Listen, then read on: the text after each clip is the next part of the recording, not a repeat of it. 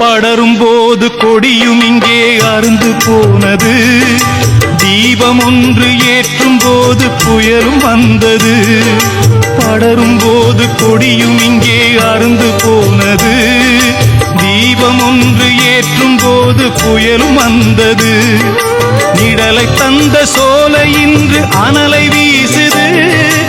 அமுதம் ஊட்டி வளர்த்த கையே விஷத்தை ஊட்டுது.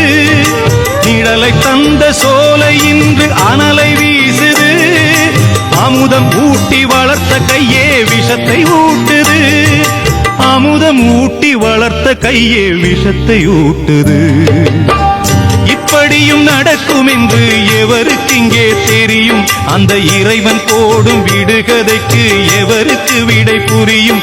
இது யார் செய்த பாவம்? பதில் யார் சொல்லக்கூடும்? இது யார் செய்த பாவம்?